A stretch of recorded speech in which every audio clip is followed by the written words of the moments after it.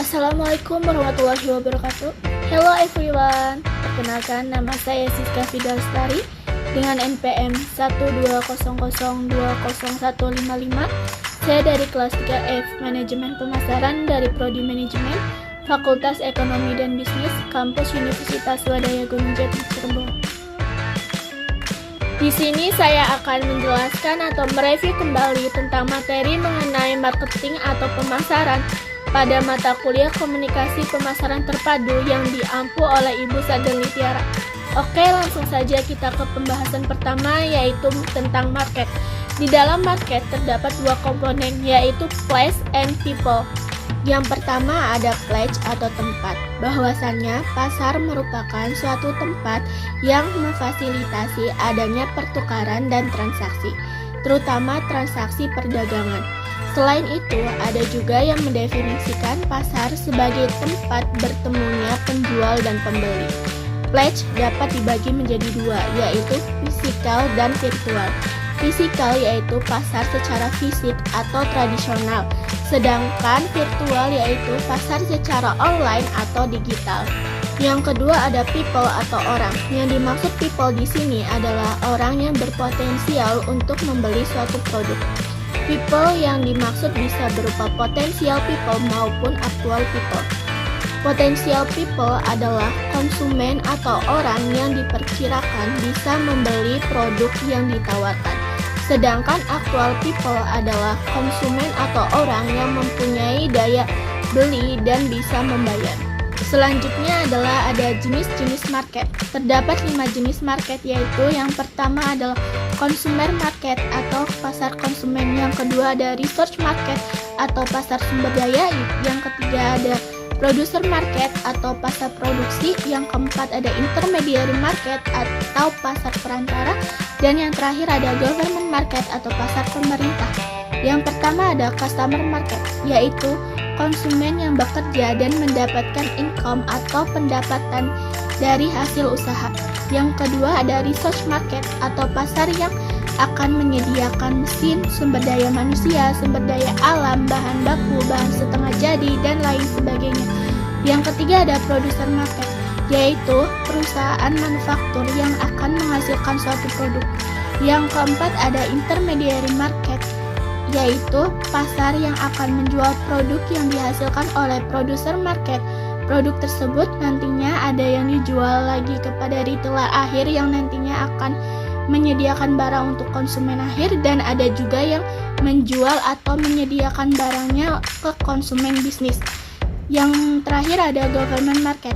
Peran pemerintah adalah pemerintah akan mengambil dan menampung pajak dari semua market. Kemudian pajak tersebut akan digunakan untuk pembangunan dan kemajuan kesejahteraan rakyatnya dari market untuk market, yang nantinya akan menghasilkan feedback berupa infrastruktur yang baik, kemudahan dalam pelayanan perizinan, pelayanan pajak, pelayanan informasi, pelayanan pendidikan, dan pelayanan yang lainnya. Selanjutnya ada konsep pasar pelanggan kunci. Selain kelima market tersebut juga terdapat pasar pelanggan kunci, yaitu pasar konsumen, pasar bisnis, diantaranya ada intermediary market, producer market, dan resource market. Selanjutnya ada pasar nirlaba atau government. Pasar ini bukan hanya berorientasi untuk menghasilkan profit berupa uang saja, melainkan juga bisa menghasilkan profit secara sosial. Selanjutnya ada pasar global. Pasar global merupakan pasar yang transaksi atau pertukarannya tidak hanya di dalam satu negara, melainkan lintas negara. Selain itu, di dalam konsep pasar juga terdiri dari pasar secara langsung dan pasar yang secara tidak langsung. Pasar secara langsung contohnya pasar tradisional atau fisik, misalkan toko serba, store, dan lain sebagainya.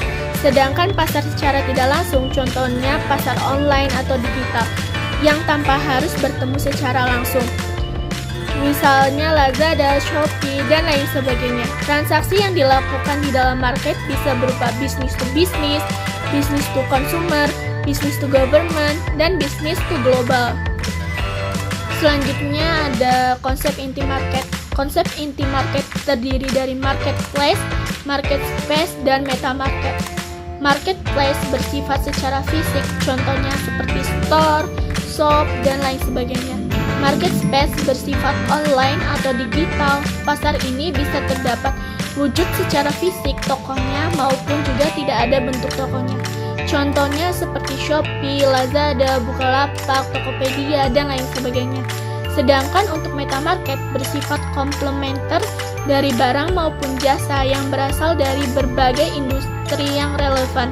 Menurut Kotler, pasar ini lebih cenderung dilakukan secara online atau virtual yang menyediakan produk baik berupa servis maupun aksesorisnya. Contohnya yaitu showroom mobil yang bukan hanya menjual mobil saja, melainkan menjual servis dan aksesoris mobilnya juga. Selanjutnya ada marketing.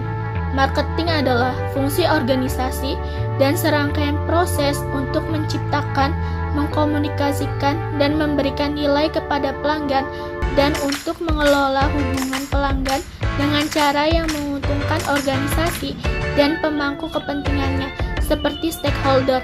Marketing adalah suatu proses kemasyarakatan di mana individu dan kelompok mendapatkan apa yang mereka butuhkan dan inginkan melalui penciptaan, penawaran, dan secara bebas mempertukarkan produk yang bernilai dengan pihak lain. Selanjutnya ada marketing manajemen. Di dalam marketing manajemen terdapat 3 proses, yaitu people, grouping, dan choosing. Baik, terima kasih atas perhatiannya dan sekian review materi yang bisa saya sampaikan dan kurang lebihnya saya mohon maaf and see you in the next video guys. Bye bye.